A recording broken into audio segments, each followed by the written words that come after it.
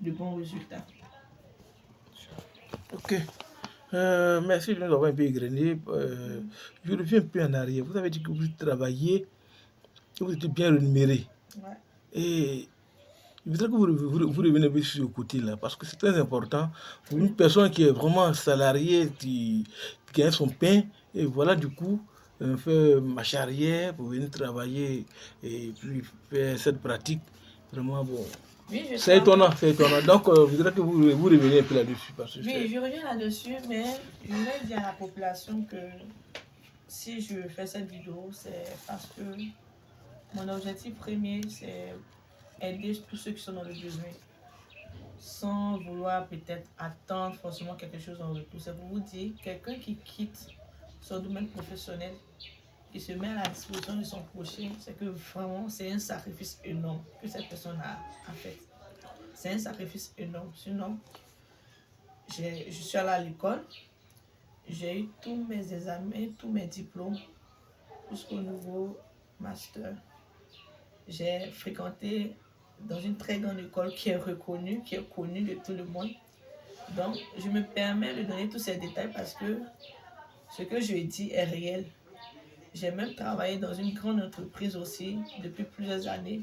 Cette entreprise aussi, à travers cette vidéo, me reconnaîtra. Donc, c'est pour vous dire, le sacrifice, la décision n'était pas facile pour mes parents.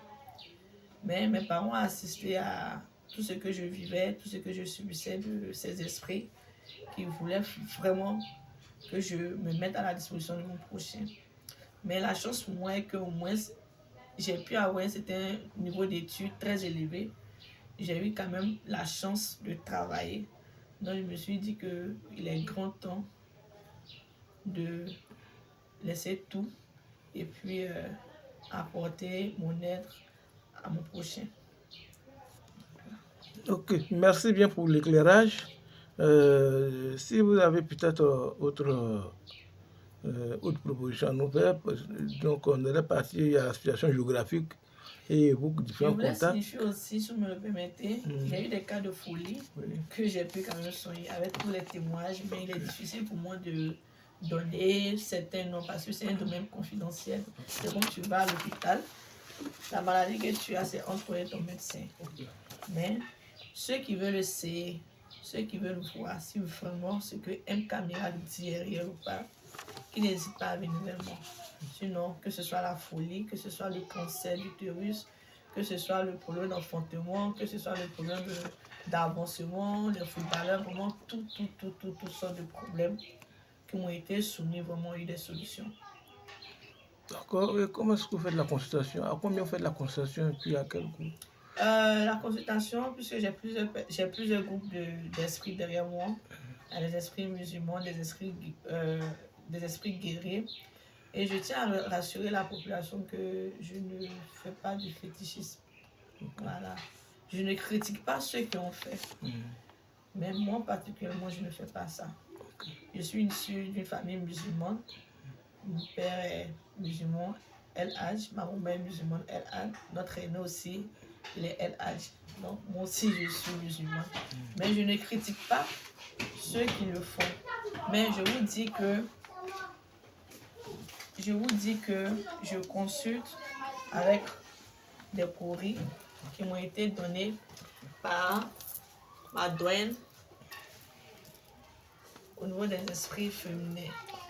Et j'ai un esprit Ladi aussi, et j'ai un esprit d'ozo. Vraiment, j'ai plusieurs, je ne vais pas rentrer dans les détails parce que c'est un peu secret. Donc, quand vous venez vers moi, vous venez avec la somme de 1000 francs, avec une bouteille de lait, dont je vais taire le nom pour ne pas faire de publicité. Mais pour plus de renseignements, il peut m'appeler au 05 05 01 59 43 ou au 01 02 41 28 10. Je suis à Abidjan, dans la commune d'Agnomont, mais présentement je suis à Ouaké pour vous dire qu'on me déplace. Donc, vous pouvez m'appeler, quel que soit l'endroit où vous vous trouvez. Si vous n'arrivez pas à vous déplacer, que les conditions vraiment sont mises, je peux aller vers vous aussi pour comment vous venir en aide. Oui, M. Caméra, s'il vous plaît, est-ce que vous pouvez nous parler un peu sur la bague que nous voyons déjà? Oui. Donc, il y a des bagues de protection, comme vous voyez. Il y a des bagues de protection. Il y a des bagues quand vous la mettez, vous la portez au doigt, que vous êtes dans un véhicule, qu'il y a un accident. Vraiment, cette bague vous protège, vous épargne de l'accident. Il y a des bagues aussi, quand vous portez, ça attire la chance, le bonheur. Et il y a des bagues aussi, quand vous avez cette bague au doigt, quand une nourriture est empoisonnée ou bien une boisson est empoisonnée, quand vous avez cette bague au doigt, la nourriture tombe. Donc,